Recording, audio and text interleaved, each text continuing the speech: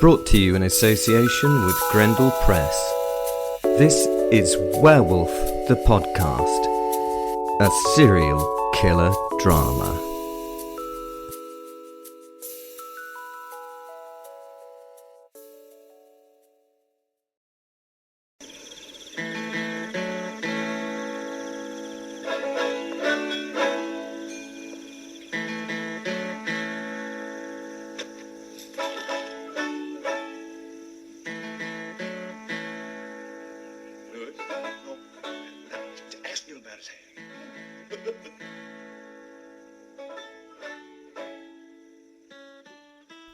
I caught them quickly, hiking their way out, following the contour lines of the hill. They knew their stuff and how to travel the quickest through this type of country. I was a quadruped and evolved for this kind of world, so I would be moving up and down the hills at will. Cameron might run a marathon each day in 3 or 4 hours, but I could do that in about 35 minutes in this form. I could keep that up for 300 miles. I had done when running in Russia. Let the games begin, Cameron. Also, who knew what Joe was capable of? I wondered if Cam would do the sensible thing and ditch Joe so he could make his escape.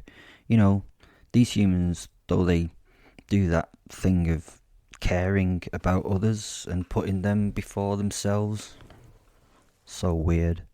I now could hear them charging through the forest. The scent track was not needed. They were being so obvious and noisy, so I ran slightly above them on the hill.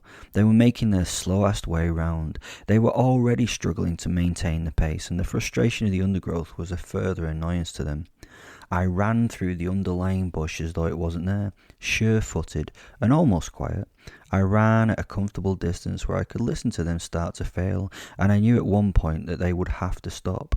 They would have to take a break. This they did. They pulled up and sunk low in the undergrowth. Joe was drinking from his flask on his belt, while Cameron told him to ditch anything they did not need to carry. They both still had their bows and placed them down and rummaged through pockets and kit to relieve themselves of any extra weight. I had no idea why they had not gone to their phones yet. Maybe I was fortunate and they had no signal. Perhaps they'd not brought a satellite phone, but I thought that would almost be impossible with the wealth of experience held by them. They were not keeping an eye out for me, and with the fresh falling heavy rain masking my movement, I wandered up to a discreet distance where I could see them both. They were pretty well hidden in the bush, but the frantic manner in which they were acting allowed me to see them. I wandered to the point that I thought I could catch them doing the whole Robin Hood bit before they loosed an arrow at my ass. I wanted no more to do with digging those fucking things out of my hide. I needed them to waste some of their arrows now, so I needed them to notice me. I found a little gap where I was silhouetted by the sun.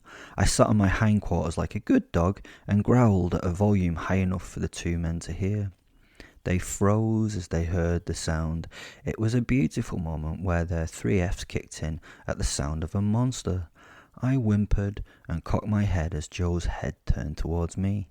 Cam's eyes moved to the bow that was carefully resting slightly off the floor at arm's length. He moved.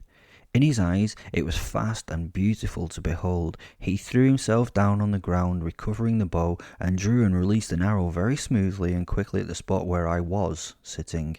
A remarkable bit of technique to pull off with a bow in my untrained eyes.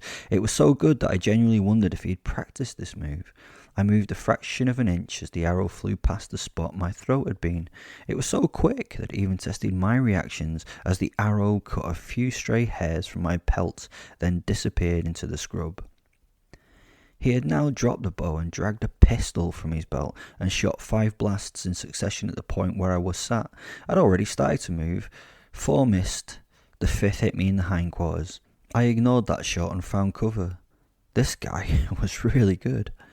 I think the pistol was a mistake for my lack of assumptions. Of course Cameron would be carrying a firearm. This is America. I was not sure if Joe would be carrying, but I had to assume so just to be on the safe side.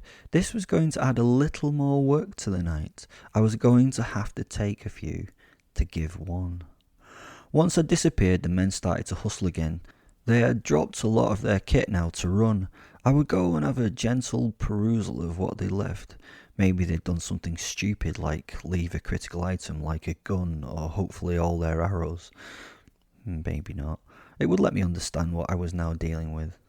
I slowly made my way to the spot they'd just left and had a sniff around, turning into my human form to have a rake through the pockets to see if there was anything of note left there. Oh dear. Someone had ditched some ammo. That was a little relief. I was hoping that at least one gun had now little or no ammo in it. The rest of the kit was nothing of note, so I got back to my animal form to continue the chase. I knew they had about 2 hours at this pace to get back to a point of safety. I assumed they had probably contacted someone at this point, and I hoped the person did not have a helicopter, or this could be over with me being in the losing bracket. Now I chased, making enough noise that they could hear me behind them. The brush tore apart around my perfectly adapted giant form. I did nothing to hide my progress through the woodland behind them. I just ran at a lolloping rate, enjoying the chase. Let me try to explain what this is like for me. Now, if you are a human being, and an educated human being, you must know of the great actor Arnold Schwarzenegger. He was an action icon in the 90s, and I love his film. My two favourites are, no, not Twins and Kindergarten Cop, although I did enjoy Twins because it has my other favourite actor in it, Danny DeVito. I love that guy. Matilda is an absolute work of art. The films I'm talking about are Predator and Terminator. I am a rare beast in that I do prefer Terminator 1, not Terminator 2. But that is because I love the T-1000 being the badass Arnold instead of the little silver twink thing in the next one. Anyway, let's try and get to the point. Well, in Predator, watch it. If you've not seen it, watch it. After it, you will be a goddamn sexual tyrannosaur. You see the Predator chasing the group through the jungle. The Predator is invisible. They cannot see him but sense him. So scary, huh? I feel a bit like the Predator at this moment. I know where they are through my incredible senses. My hearing pinpoints them, and I can hear how they feel and do. I know it seems weird that I can hear how they're doing. I don't get it either. But at this point, they were not doing too well. I can smell them. Oh my God, I can smell them. Humans sweat through their skin when doing stuff to keep themselves cool. So to all us other animals, you can imagine how you fucking stink. I cool myself through my tongue and mouth. No point wetting my pelt to allow evaporation to cool me. So you reek of, well, stinkiness. Following you is like following a particularly bad fart as it goes beneath the duvet. So all that was to save some description, which I did not really do. My apologies. What I sense in my head is somewhat like the part of the Predator. You know, he sees them because of their heat signatures. I mean, to be honest, it's a bit rubbish if you think about it. The ultimate Predator can only see levels of heat. I know some of you Predator nerds will make an argument here about Predator canon and so forth, but in the movie, that is the one he uses. So I'm talking about that one. That means that I am better than the Predator myself. I can sense them with multiple senses. Covering themselves in mud wouldn't help them, apart from maybe reducing the smell that they create. Using my pinpoint knowledge of where the creatures were, I tormented them, making them constantly frightened and run on and on. I thought that this constant intrusion into their running and panicking world would eventually get them to give up. But these guys were not going to stop. I spent most of my time finding different places on the trail to allow them a moment of wonder. I would travel silently from point to point so that I could be seen where I should not be. I appeared running to the left of the running men. The cracking of twigs and boughs gave my position away purposefully. Cam stopped. Joe carried on. Shots were fired. They missed. There was only one gun, and the bullets were running low or gone. This was the next 20 minutes of the poor men's lives. They had dumped everything now. This was going to be over shortly. I now ran ahead of them to set up a gentle surprise for the lucky two. That gentle surprise would be me, mother lovers. I knew the line they were charging along and knew where they would be when they ran into my ambush. They were out of breath, charging and generally doing the things of just focusing on running away from shit. They had shed more stuff as they ran, and it littered the trail as cast-offs and unwanted items. I held a little bit of high ground that they would have to pass on their journey, and waited just out their line of sight to reveal myself. Joe was in the lead now and struggling to keep one foot going in front of the other. He was running in a somewhat clumsy gait. Cam was behind him, pushing Joe verbally and keeping a manic eye on him. This must be a fantastic feeling for them. They were fighting desperately and hoping to escape and get their precious lives back. The predators and now the prey.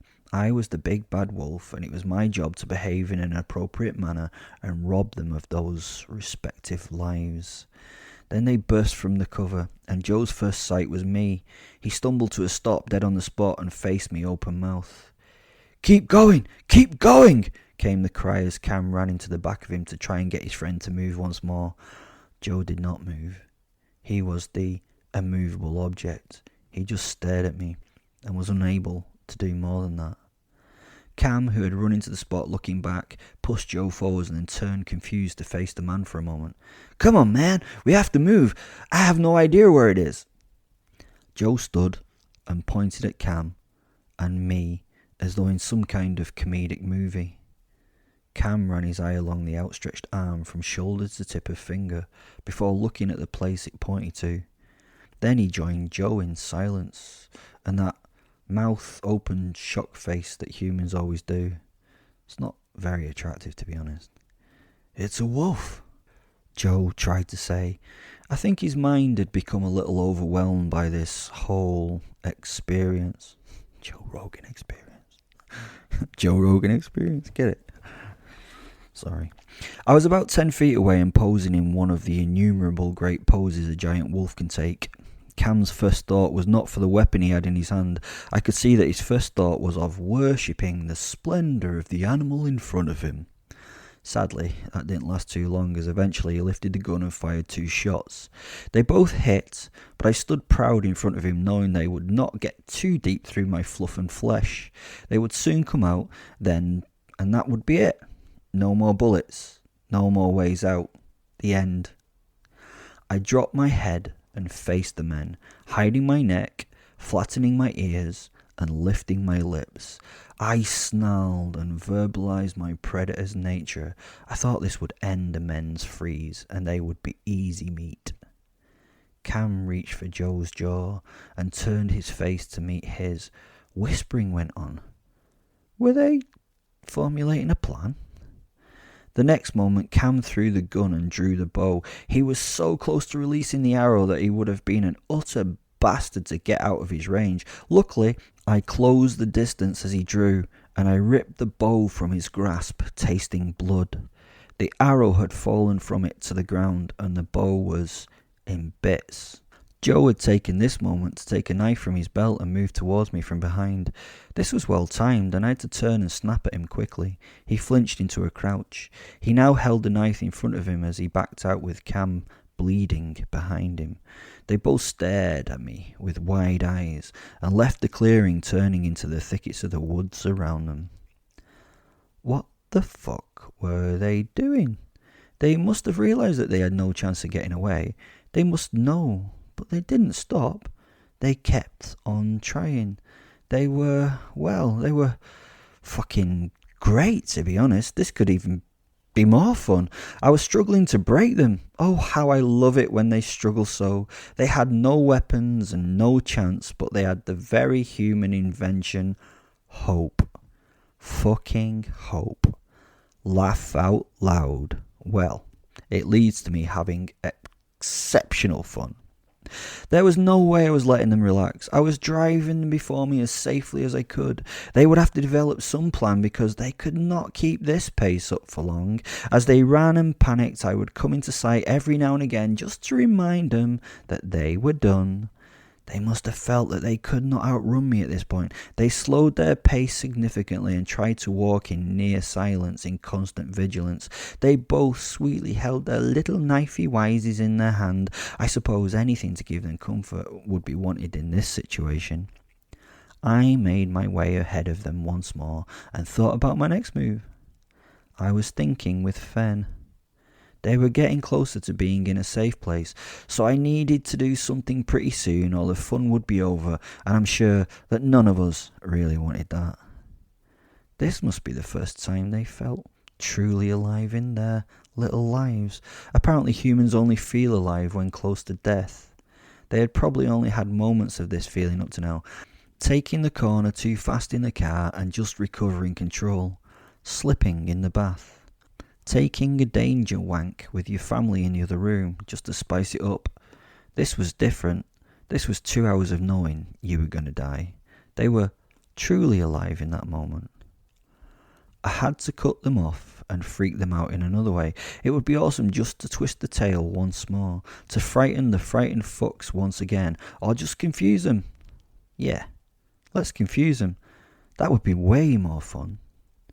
They came out of the bush into the little clearing where I was sitting in my human form.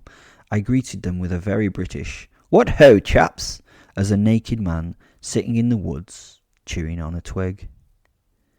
Their eyes went to the periphery of the space. They were keenly watching along the lines of trees at the edge of the clearing. They listened for what was coming behind them. They must have had some idea that the wolf would charge into the space behind them at any moment. So this clothingless man in front of them was only a little distraction compared to the toothy monster that ran behind them. Or so they thought. "Hello," I said again in greeting with a wave. They both looked at each other and then at me. Joe nodded but didn't speak. Cameron didn't take his eyes off from the tree line. "I believe you are having a little difficulty at the moment. I mean, well, some big creature is hunting you, is it not?" Cam, still not taking his eyes off the shrub walls around the space, nodded and agreed, I think. "Uh-huh, it's a wolf," he said. "That, my friend, is not just a wolf. That, my friend, is a werewolf," I told them. Joe now looked at me with a very quizzical stare, but then returned to his constant search of the tree line. No questions. They both just turned to me and stared. "So this thing's a werewolf?" Joe asked. "It's huge, Cam. Have you ever seen a wolf that big?" Cam turned to the two of us. "I've never seen a wolf in Utah for a start, and I don't know if it's fear or truth, but that thing seems about twice the size of anything that I've ever heard of. And why is there a naked man in the middle of nowhere after being chased by a giant wolf that could have killed us and should have killed us whenever the thing fucking wanted to? I can believe just about anything right now." I spat my twig out, stood up in front of them covered in mud and blood, and smiled while pretending to dust myself down. "Aye. You're being hunted by a werewolf. What does that feel like? You know, to be the hunted and not the hunter?" The two men looked toward me. They both had a general look of disdain on their faces. "What do you think?" asked Joe. "It sucks," said Cam. "What's that, chaps? Are you not enjoying this? This must be the ultimate rush, no?" I stood up and smiled at them as I spoke. "Come on, guys. This must be the ultimate feeling. Like the ultimate fighting championships, huh? The monster is chasing you guys through the woods. You are fighting for your survival, and it's all against the odds." To be honest, the arrows fucked things up a bit. That leveled the odds a bit, but then I got pissed off, to be honest. Sadly, this didn't have the terrifying effect I thought it would have. I mean, I tried to do it in a very meaningful manner, but they didn't bite. Joe literally laughed out loud to the woods. I felt him relax as he stepped forwards towards me. "Okay, where is he? You're busted. Where the fuck are the cameras? Hey, Cam, we're being punked. You got us good, man. You got us good. I love werewolves. That was some setup." The men started laughing together and congratulated themselves on solving the problem at hand. I could feel the relief wash over them. I stood before them, smiling and looking at the ground, waiting for their moment of revelry to finish. "No," I said. "No, man, we spotted it, so don't try and hang on it. Let's just get this done. I know you're upset that we worked it out, but you cannot win them all the time." I looked at him again. "No.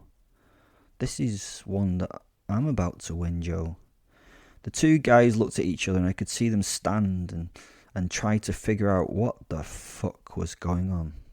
So wait, you're standing naked in front of us and telling us that a werewolf's hunting us? Yeah? Okay, man. I don't know what the shtick is, but we all know that werewolves are not real. Are you a mental case or something? Well, to be honest, I have been diagnosed as, I started, but Joe carried on his point. Look, I get this all the time. Is it a book or a movie or some shit? Although I love werewolf stories, this is not the right way to get my attention, man. For fuck's sake, I came out here to relax and have a break from all that shit. You screwed up, man. I appreciate the effort that you've gone to. I really do. But get out of here and try and do these things properly. Phone my fucking agent. Don't hassle me. Jesus. You had us running scared there and shooting at shapes in the dark. You could have died.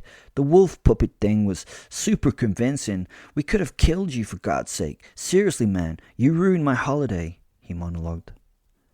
So, how on earth do you explain the taking down of the elk back there? How do you explain these wounds here in my thigh and here in my throat? I asked. The two guys moved closer to me as they looked at the areas of damage on my body.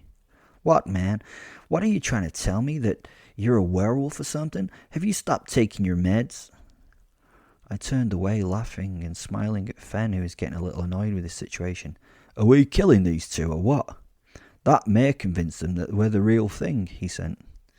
No, this is too easy, Fen. I want them to know that I am genuinely the real thing. I sent it back through our, mindful telepathy thing. How are we going to do that? Fen asked. Like this. I absorbed him and transformed before the men. My back was to them as I started the inflation of my transformation. I roared in my joy as I moved from my petty human form to the beast that truly represented myself. I now stood over them in my werewolf form while they stared. It was not the pain-racked transformation of the films, but a near instant change from man to beast. In this form, I stand tall, over 7 feet and fully muscled. I make a scary figure. To add to the foreboding that I offered, my pelt now envelops my body in complete blackness. It absorbs the daylight and makes me a shadow in the darkness before them. Only my eyes are visible in the silhouette. The rain now drummed into the ground and I could hear it roaring through the foliage around me as it made its way to the leaf-littered forest floor. As the water gathered in my coat, I shook myself like a giant dog and felt and saw the water fly away from me in what seemed to be slow motion. I took 2 deep inhalations through my nostrils to sample the scents in the air as all became still. I opened my amber-jeweled eyes as the shadow and looked down my snout at the 2 men standing there. They looked on in total disbelief, not really knowing what to do. Cam lifted his head, made eye contact with me briefly, and let it drop once more to his chest, and he laughed. Now there was only total, unadulterated silence. Silence there was apart from the rain thudding into the muddy ground. I stood staring at the 2 of them and wanted to see a sign of recognition of what I was from them. I smiled a very toothy smile and looked into the 2 men's respective souls. They were both frozen, Cam's chin pointing at the floor. I could sense the hormone dumps in their respective bodies and the realization that this was, maybe, for real. Or was it? Or could it be? Apoplexy was the name of the day.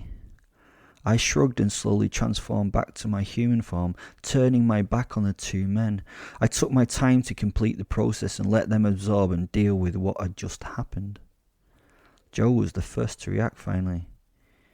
You are a werewolf? You're a goddamn werewolf? Eddie Bravo's gonna fucking shit. He's never gonna wrap his head around this one. Well, "Thank you for your near belief," I started to say as I turned to face him. He unloaded his pistol in my chest, which I'd not seen him pull from the lining of his jacket. He fired all 17 9mm slugs into my chest. The shots ravaged my naked body, pounding a bloody hole in my centre. I had no time to dodge or move or do anything clever. I just had to take the entire clip in one quick burst. "Oh shit," I got to think as I slowly keeled over backwards, maintaining eye contact with Joe. "Well, that wasn't so clever of me, was it?" was my last ponderance as everything went black. I lay, my belly to the sky, still in blackness, as my senses came back, and in my head I could hear Fen laughing at me and clapping. Clapping cannot be an easy sound to make with pause, but he was somehow slow hand clapping me awake. I kept my eyes closed as I sensed around me, trying not to give away the fact that I was back too quick. "It's okay, Will. They checked out your body and are now waiting for a helicopter to come and get them out. It's going to take a while, so take your time. You are a wee bit lucky they did not shoot you in the head, you prick." I smiled inside before taking a huge breath, and then sat up with a shuddering "fuck" expletive bursting from my lips. The two men were a little aghast at this corpse sitting up and starting to swear. I now sat stroking my healing chest as I managed to gather myself for the next few moments. Joe reached for his gun again, which was pushed in his pants, and pulled the thing on me. He stood in his well-trained stance, his pistol aimed at me. I was uninterested in him at this time. My primary purpose was to check whether or not my balls had been shot off, and it was with a huge relief that I found my genitals all attached and happy. Once happy with my physical body, my attention returned to the here and now. "Why did you do that? Why, Joe? Jesus, have you any idea how much that shit hurts to sort out? Put the gun down! Put the gun down!" I ordered, but he stood steadfast in place as I walked towards him. Fen was enjoying himself far too much for this to be good. He was semi-dancing around the clearing, laughing and singing. "Would you like to know a secret?" he sang at me using the melody from Frozen. "Would you like to build a snowman?" He was being a dick. I turned to him, ignoring the other two people here, and sang back at him using the same melody. "Yes, I'd like to know a secret," because it was the only way he would tell me when he was in this kind of mood. Letting him watch Frozen had been a fucking colossal mistake. "Joe has got no bullets," came back in my head, but yet again to the same musical refrain. "Thank feck for that," I said out loud to the world, not hiding it in any melody from Frozen, but bleating it out for all to hear. Joe stood in front of me, now still holding the same pose he had hit a few minutes ago. The pistol was trained on me as I moved. He was doing a grand job, as they say in Yorkshire. "Now, Joe, you can see what happens when I get shot. It hurts, then I get better, and that's it. Oh, apart from the fact that it's pissed me off a lot. So my personal advice would be not to shoot me if you please, because I'm annoyed right now, and if you shoot me again, I think I will find it I get right fractious. That's not how you want me right now. Heaven's sake, just put the gun down," I yelled. He snarled his fury, but I think he knew I was telling the truth. The man dropped the barrel of the pistol, but only to a point where it could be quickly retargeted. "Thank you," I acknowledged the man, and then went and sat on a tree stump at some height from the ground where I could swing my legs back and forth as I spoke. "Now, after all that drama, where was I?" I asked him. Cam smirked as he raised his head to address me. "So what is the next step? Are you going to murder us?" he asked. "I mean, there's nothing all we can do about it. You, as you say, did the hunting, and you won the chase. We are at your simple mercy." "You're quite correct. I did the hunting, I ran you down, and I assume that this is the kind of point of death? I'm not sure. It does not seem as fun as the chase, but I suppose that I should get this shit over with. I mean, this'll be a great trophy to have, won't it? The great Cam and the great Joe are above my fire in my trophy room. Can you imagine that as a talking point? If I had any friends to do the talking with, obviously. So what are you saying? You're gonna take our heads? You're gonna kill me just for fucking fun? How the fuck do you think you're gonna get away with that? So you can chat about this shit when you see them over the fireplace?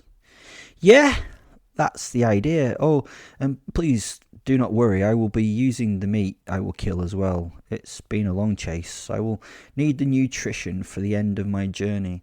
I have to say the carnivore diet is definitely working for me, Joe. I posed, my ripped muscular body standing before them. Thanks for bringing that to my attention in your fascinating podcast series. No problem, he replied with some sarcasm in his tone, a little hurtful to be honest. So, are you guys ready for it then? How do you want to do this? Just let me grab something, I'll be one moment. I wandered off into a nearby bush and brought out a phone from behind it. The two men watched me walk away and back again with the phone in my hand. Where had the phone come from? They both stared at me like I was a bit mental. I knew what they were thinking. Oh, yeah, you're wondering where I kept the phone. I have a collar when I kind of need it, just between you and me. Yeah, I know it sounds weird. What were you guys thinking, that I'd had it up my arse or something? Nah, things fall out during transformation. Oh, the collar is nothing kinky, not a BDSM collar or anything. I find it just useful sometimes. There, I let you into the secret life of the modern werewolf. I now took the phone up to my face and smiled at the pair of them looking through the device. Hey, I'm videoing you guys. Please wave at the camera. What the hell is going on? Are you going to murder us and film it? Joe asked. World star! I smiled. I carefully set the camera up on the stump that I'd been seated on and went over and pushed and prodded the two men in front of the camera. I walked back to the stump and moved and adjusted the angle a little, asked them to move to the left slightly so I could fit all this into the frame. The two men were incredulous at this treatment, but didn't say anything. Maybe they did not believe that they were going through this or letting themselves go through this to be murdered in front of the world. Are you ready? I asked the two men, once I'd got the camera angles correct. I then stood between them, my arms around their respective shoulders. I hugged them into me and asked them to smile, as in my head I got to the 7th part of the 10-second countdown. Smile, I asked them and heard the shutter sound effect click. Thanks guys, I told them. 1 or 2 more please, I asked. I'm going to werewolf out, so don't panic. I need a photo in that form with you guys. The pictures were a bit rubbish, to be honest. I changed between them before the 5-second count of the camera. They struggled to get clear of me, but I held them hard into a group shot. They would not stand still or take significant part in the process, but I got 1 or 2 shots, which were okay-ish. When I'd finished with the photos, I turned back to the men. I looked through the phones, smiling at the images in my human form. I did actually laugh out loud at a few of them as they were so funny, seeing these 2 brave men almost catatonic with fear. Thanks, guys, I said in a friendly tone and started putting my phone back into my hefty leather collar. That was fun. The 2 men just stood staring at me with mouths open. I waved at them and became the wolf. They waited. They waited for the inevitable. The leap onto the frozen prey, the ripping and tearing of their live flesh from their bones, the slow death at the hands of the beast. I stood and stared at them, eye to eye for a long period of time. Then I turned and disappeared into the tree line. I'd got the trophies that I want. Why would I kill him? I liked Joe's podcast. Cam seemed okay too. I ran as the flopping blades of the helicopter started to be heard. I never heard him recount this tale on his show, which was a bit sad. Thanks for listening. There are many links in the description for the podcast. If you would like to join the group on Facebook, or if you'd like to follow me on Twitter, or if you'd like to buy a book for the 31st podcasts, or if you'd even like to support the show, you can go down there and you can buy me a coffee by following the support the show link. Kind of makes sense, doesn't it? As I say, you're all wonderful people. Thanks for listening, and I will speak to you on the next podcast.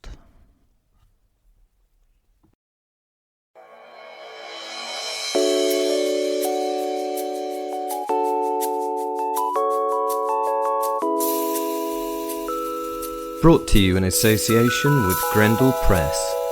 This is Werewolf the Podcast, a serial killer drama.